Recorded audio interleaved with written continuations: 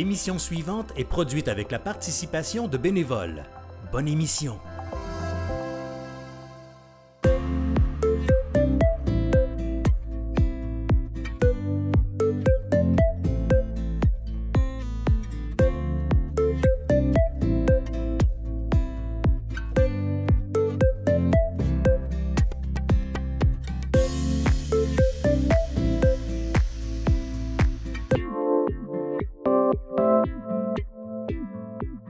Bonjour tout le monde, bienvenue à une nouvelle émission Passion animale. Aujourd'hui, on a une super invitée. Elle s'appelle Isabelle Vigneux. Elle vient nous présenter son chien Stratfire Terrier.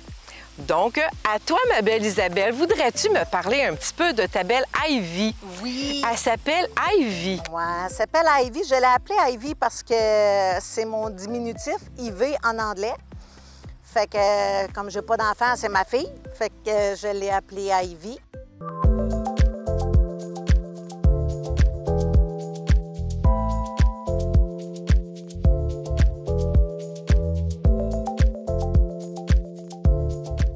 Ivy, elle a 10 ans. Ivy, elle se retrouve dans la famille des pitbulls américaines Staffordshire Terrier. Le nom complet. Ça en vient compliqué. Oui, c'est ça. Il y a beaucoup de noms, il y a beaucoup de termes. Ça fait 10 ans qu'elle est avec moi, puis je suis le style, quand je prends un chien, je le prends jusqu'à la fin. Fait que si tu l'as eu toute bébé, Ouais. toute bébé, puis pourquoi tu as décidé de choisir ça? Parce qu'on s'entend que c'est un petit peu la race pitbull. Pourquoi que j'ai décidé de la choisir? Ben, parce que elle était belle. Elle te représente, dans le fond. Ben, merci. Elle avait tellement des grandes oreilles, elle était bébé, des grandes oreilles pendantes comme sœur volante. Puis ça a été un coup de cœur. Je suis pas le style de personne à m'arrêter parce que c'est un pitbull, puis que ça mord, puis que... Puis je suis chanceuse, ici, j'ai le droit de l'avoir, parce que je sais qu'à Drummondville, j'ai pas le droit. J'ai tout le temps eu des chiens spéciaux. J'ai eu des Cane Corso, j'ai eu Matin de Naples, des chiens, des gros mollusques. Parce que je trouve que c'est tellement des bons chiens. Effectivement. C'est un des meilleurs chiens que j'ai eu dans ma vie. J'en ai eu beaucoup. Puis Ivy, c'est un de mes coups de cœur, là.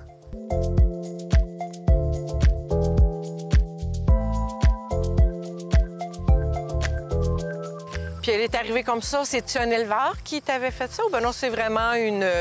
Non, c'est une portée. Moi, elle avait eu une portée, puis tout. Puis là, elle dit... je suis arrivée chez eux. Puis là, je dis, oh, ben donc, ben belle. Elle dit, t'as veux-tu? Je dis, ben là, elle dit, je la donne. Elle dit, moi, elle dit, avec les enfants, puis tout. Elle dit, là, elle dit, je peux pas. Puis je dis, ben, je suis repartie chez nous. J'ai fait, je veux-tu un autre chien? Je venais de perdre mon Cane Corso parce qu'elle était rendue vieille. Fait que j'ai fait, je repars dessus là, ramouraché. Puis ben, ça fait 10 ans. Finalement, t'es retournée la chercher pour aller chercher cette belle Ivy-là. Ouais. Qui est super fine, à aucun malice. Tu sais, quand je l'ai eu, je sais que c'est un pitbull. Je sais qu'il a le caractère de... Mais elle n'est pas enregistrée, pitbull. Pitbull, c'est un terme qui s'est donné là, depuis le temps, mais elle, c'est vraiment une American Stratford Terrier dans la famille des pitbulls. Tu as le Amstaff, puis tu as le Staffy. Le Staffy, lui, il est au Royaume-Uni, me semble, avec les années. Puis, oui, c'est un chien qui a un fort caractère. À la base, c'était des chiens de bagarre. Ils se battaient contre les taureaux, contre les rats. Ils appellent ça un bull terrier. Elle a eu le nom de bull terrier. C'est une race qui vient de loin. Oui, c'est dans le 18e siècle. Là. C'était... ils voulaient faire des races de chiens de bataille. Puis ils ont mixé un bulldog, bull du taureau.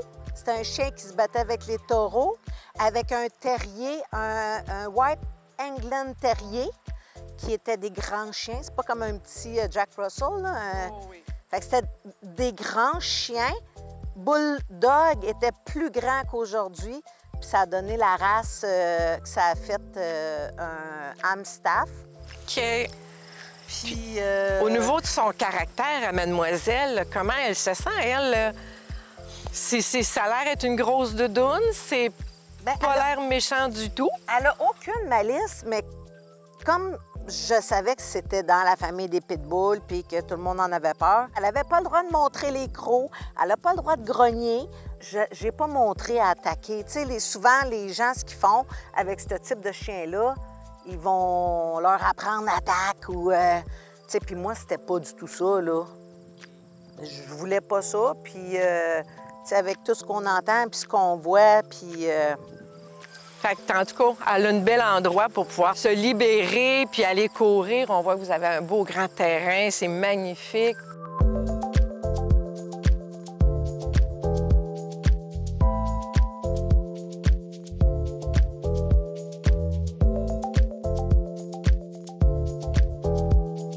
Là-dessus, on va prendre quelques minutes puis on va aller en pause pour aller à une chronique vétérinaire.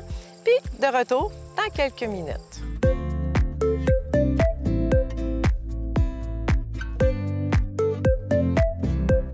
Bonjour, pour cette belle chronique vétérinaire, nous avons toujours Dr Jessica Pinard-Simon.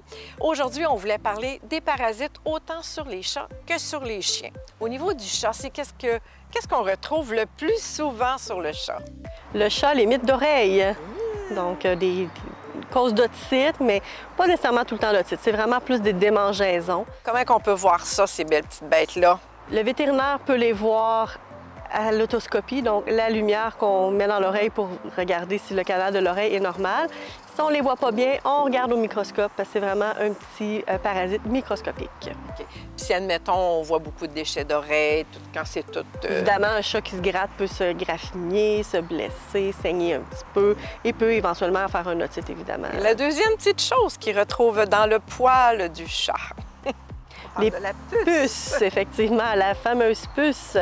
Donc, oui, c'est un parasite qu'on voit très souvent aussi. La majorité des chats ne sont pas trop dérangés, mais des chats peuvent être allergiques et avoir vraiment des problèmes de peau associés aux piqûres de puces. Ces puces-là peuvent amener aussi des fois des parasites aussi à l'intérieur, donc dans l'intestin du chat. Et avec quoi qu'on vermifuge, comme vous dites? C'est quoi le meilleur traitement? Beaucoup de vermifuges existent. Il va y avoir plusieurs spectres d'action, si on peut dire. Donc, oui, on va aller peut-être avec un produit comme le Révolution, le Avantage Multi sur la peau du cou. Pas mal de choses est sur la peau du cou. C'est beaucoup plus facile pour nos chats. Si on veut vraiment aller faire juste, on n'a pas parlé, mais il y a les tiques aussi qu'il faut prévenir chez les chats. Donc, il y a les Révolution Plus qui ont rajouté les tiques, il y a le Bravecto. Sinon, on a vraiment une panoplie de vermifuges pour aller cibler les vers de l'intestin si on a besoin. Okay. Puis au niveau du chien, lui aussi, c'est la même chose, les puces, le ver du cœur, les vers intestinaux. Les puces, oui. Les vers intestinaux, oui. Vers du cœur, c'est sûr que c'est encore d'actualité, transmis par les moustiques, donc très important de traiter l'été. Notre chien, on en veut encore moins des tiques sur lui parce que lui, il est sensible à la maladie de Lyme et autres maladies transmises par les tiques. Ça, on y va avec des piqûres ou bien non, c'est introduit oralement? Il y a des produits oraux, il y a des produits qu'on met sur la peau, souvent le long de la colonne chez le chien parce qu'il y a beaucoup de liquide à appliquer. Puis de plus en plus, on va traiter à l'année parce que nos hivers sont de plus en plus courts. De plus en plus courts et de plus en plus chauds, disons-le comme ça. Merci infiniment, Jessica. C'est notre dernière chronique vétérinaire. Donc, avec tous tes beaux conseils qu'on a pu suivre de semaine en semaine pour pouvoir bien s'occuper de nos petits animaux. Donc, on va peut-être se revoir peut-être pour une prochaine émission. Plaisir!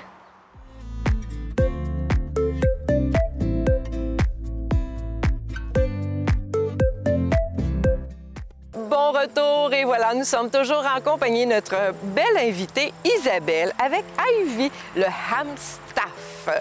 Donc, tantôt, on s'est laissé un petit peu là-dessus par rapport aux contraintes que tu peux avoir, les perceptions des gens que tu vois quand que tu promènes Ivy, soit en laisse. Est-ce que tu es obligé de porter la muselière ici? Oui, bien c'est ça. Depuis, je pense, c'est 3-4 ans, on est obligé des chiens de race, dans même, sont obligés d'avoir une muselière. Puis je lui ai mis une fois, puis j'ai fait, ben non, mais je peux pas faire ça à mon chien, là. Fait que depuis ce temps-là, je promène plus mon chien. OK. Elle a quand même assez grand terrain, fait que, tu sais, elle court comme elle veut, quand qu'elle veut. Elle se pique des trails pour courir, pour lâcher son fou. Dans quelle ville qu'on pourrait dire? On est à Saint-Lucien pour dire que tu as l'autorisation d'avoir un pitbull. Elle est dans son enclos avec de la clôture frost, fait qu'elle ne peut pas se sauver, elle n'a pas d'interaction avec les gens, même si elle est très, très, très sociale, un peu trop. J'ai fait passer un test psychologique par un vétérinaire de Notre-Dame, parce que mes assurances l'exigeaient. Puis, c'est ça, le test psychologique, la vétérinaire a dit j'aime bien mieux avoir un chien comme ça parce que le chien, lui, va te parler. Il va avoir les oreilles qui vont baisser, il va avoir la queue qui va rentrer en dessous des pattes, puis le poil va se dresser. C'est ça, c'est les caractéristiques qui vont t'amener à dire « Ah, OK, je pense qu'il n'est pas bien. C'est ça. On va passer à d'autres choses. » C'est ça. Mais elle, mon dos, ben, jamais que... Non, elle n'a pas même jappé. Je l'entends rarement japper. La vétérinaire, quand j'y avais été, avait dit, elle dit ton chien nous parle. Elle dit un chihuahua, ça parle pas, ça attaque tout de suite, ça servait. Puis elle dit j'ai plus peur d'un chihuahua que de ton chien. On sait que c'est des chiens, c'est des animaux, mais quand tu l'écoutes, tu es capable de la comprendre, tu es capable de la déchiffrer. Là. Mais par rapport à tes assurances, finalement, ils ont-tu pu accepter? Bien, j'étais avec Bel Air, puis même, ils veulent les Rottweilers, les Doberman, tu sais, des chiens qui sont un peu plus à risque, plus massifs, les molosses. Bien, dans certains pays, pour vrai, là, pour les Amstaff, tu dois passer un test pour savoir si tu es apte à avoir un chien comme ça. Ça te prend un permis, fait qu'il faut que tu passes des tests. Ça devrait être ici comme ça aussi. Test pour voir si la psychologie de l'animal va bien, mais un test psychologique de l'humain, à savoir s'il est capable de bien prendre soin de cet animal-là. De gérer puis de lui faire une belle éducation pour justement qu'elle ne sorte pas son caractère un peu plus agressif. Moi, elle est super docile, elle est douce, elle est écoutante. Des fois, elle décide de me, comme un enfant un petit peu, de tester ma limite. Tu sais, je suis quand même au village, fait que des fois, elle peut... elle s'en va comme proche de la rue, puis elle sait qu'elle n'a pas le droit. Elle revient d'abord. Elle me teste, mais sinon, là... Ça a l'air d'être un bon chien malgré tout, puis c'est bien dommage. Oui, je trouve ça plate parce que, écoute, un chien bien élevé, il n'y a pas de mauvais chien, il n'y a que de mauvais maîtres. Exactement. L'espérance de vie de cette race-là, à peu près? 12 à 16 ans.